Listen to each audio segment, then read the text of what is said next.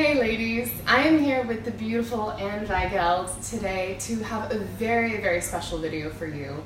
We are going to be talking all about the beauty of embodying your feminine flow through dance.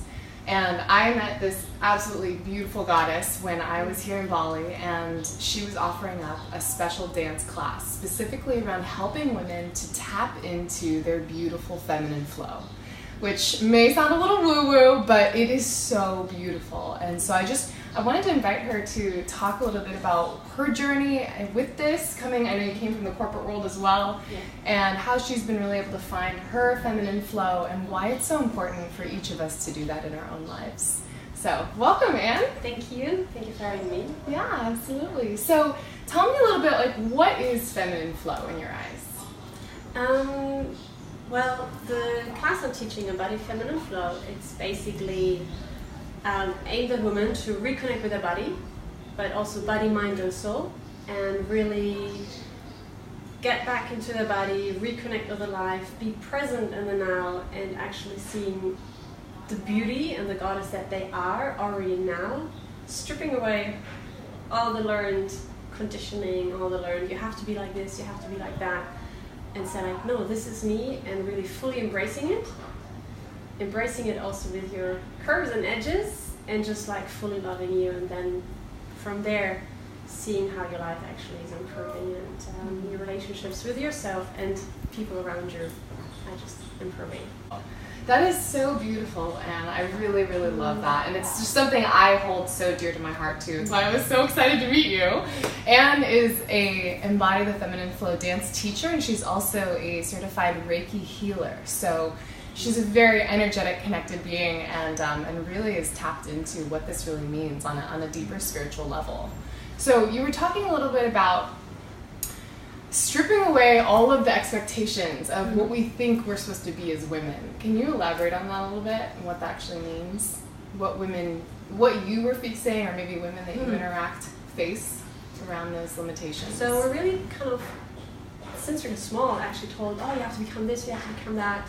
There's so many people around us trying to form us into a certain way. Also, oh, you're too loud of a girl, like, you should actually just like calm down a little bit and just sit nicely and like a little lady. But maybe you are the adventurous one, maybe you are the outspoken one that just actually running into a room just lights up the entire room with your energy and your cheerfulness. And that's basically through the dance we basically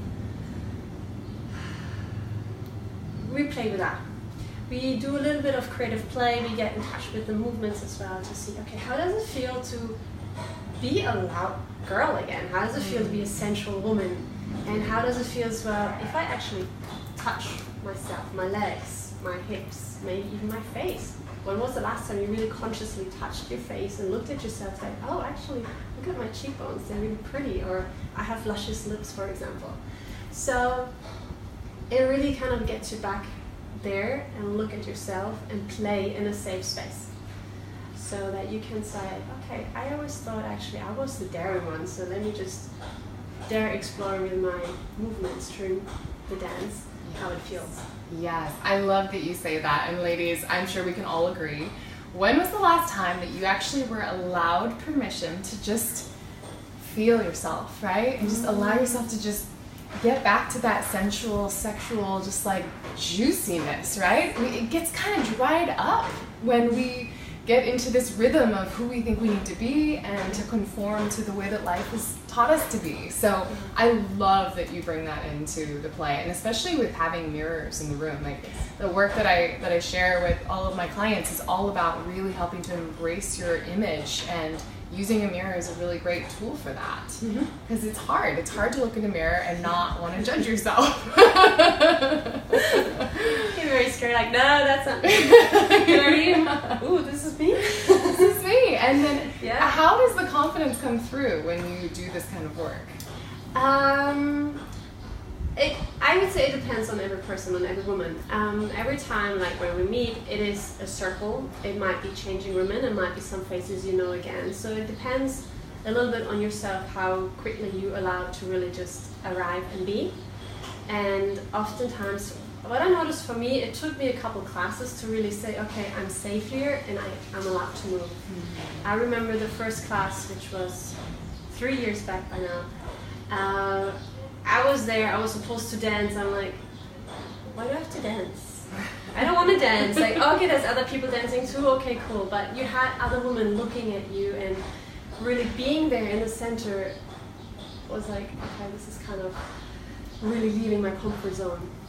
But through creating a very sacred space and safe space, and it helped me to get out of it and to say, okay, everybody is here, all the women, all different size, shapes, nationalities, all with their all different wounds, but also experiences. We're all here and we all support each other. And that really helped in the end to say, okay, let me be the daring one, or let me be the one that puts you back in place if you really cross my borders, for example. And it's a beautiful experience. So in the beginning, I remember I was closing my eyes, like, no, I don't want to look at myself. So it was an internal journey. But then, sort of time, I said, hey, what if I open an eye and I start projecting outwards? And then I said, okay, let me look at myself in the mirror. And I'm like, ooh, this looks really nice. And it's like this elegant gait in a way. I'm like, ooh, this is me. I like this. So I was like, okay, let me have more of it. And then step by step, you just like, okay, take this out, take that out, and you just like, look at it. This is me. And then you see maybe 5, 8 other women saying, oh, let me touch myself. I'm like, oh, yeah, me too, I want to touch my booty. So, yeah. Yes. And it feels so good to be back in the body. Yes. Be out of your mind and into your body. I know that's something you talk about a lot too, like letting go of all the mental chatter that we get caught up in all the time as women, right? And the emotions that just start to like swarm through our heads, and just letting that go and just getting into your body. Yeah. Yeah. What about can you talk a little bit more about the emotions and how like movement can really help move some emotions through you? Yeah. Like we know emotions basically is energy in motion. And we all know it, like if we're happy, we have like this beautiful feeling, electrified, we're just happy, we want to jump around, we want to bounce around, we want to go everywhere, and just, it's very contagious and we just spread it out. However, when we're sad or angry, we usually kind of hold it in, we kind of like become smaller, like no, I don't want to move, I want to stay here. And through this, subconsciously, we actually hold on to those emotions. And we kind of like suppress them. We might say, oh, we put them back, like to the back door. Oftentimes, it's usually for women, especially it's the sacral chakra, or the hip area where you have the hip joints. So once we start moving, we allow for this to get loose again. So especially in the feminine flow classes, like it says, there's a lot of hip circles and swaying the hips from left and right, and also the chest, opening the chest and really showing as well your curves and touching yourself. And with that, you give yourself permission, and also your body realizes, oh, there's a feeling. I have an emotion. If I touch here, it feels good. Or actually, I'm a bit more sensitive here, or maybe I'm a bit scared. If you touch yourself, your inner thigh, maybe you might have something stuck there. So with the movement, the energy starts flowing, and that's how you allow for the energy to be expressed and come out, and you can really let go of that. I love that. So basically the emotion, which is energy, is transformed into a healthier emotion, a healthier energy, if you want to say. Yeah. And I know that from my own experience. In my first class with Anne, I was like bawling, crying, because I didn't even realize that I had so much stored energy and emotion that I hadn't even really acknowledged. I mean, I feel like I do a pretty good job of connecting with myself and being aware of how I'm doing, and I feel like I'm pretty even keel, but like there was some serious stuff that was stored and trapped in my body that I really had to release, and I feel so much more free and like truly authentically me after taking that time. Yeah, it's really powerful. It is. If I might share something, like one of my experiences in the very beginning was I was supposed to dance by myself. We were able to start on the floor, and I got a scarf just to cover my head. I'm like, I don't want the scarf, but okay, let me use the scarf. And I had the scarf over my head. I was sitting on the floor, the teacher put on the music, put on a song which is called Beautiful, and I started crying. And I was like, where does it come from? I felt so vulnerable, and I was crying because the song said, "You're beautiful," and I didn't connect with that, really. And I'm like, oh my gosh, there's so much judging for myself or towards myself that I wasn't aware in that moment. Somehow it just opened up the door, and then I kept moving, and the emotions kept coming out, and I felt so much lighter afterwards.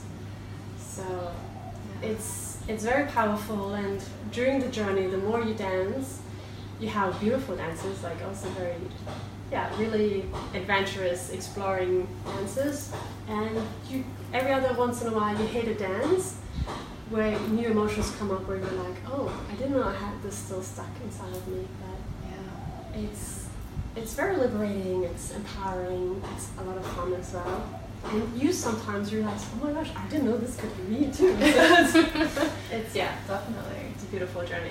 Yeah. So for all of our ladies that are watching this, a lot of women come and want to learn from my channel about relationships and how to show up better in relationships, how to connect to their feminine energy in relationships. How do you feel like this dance and feminine dance flow can help in relationships with men? There's different layers to it.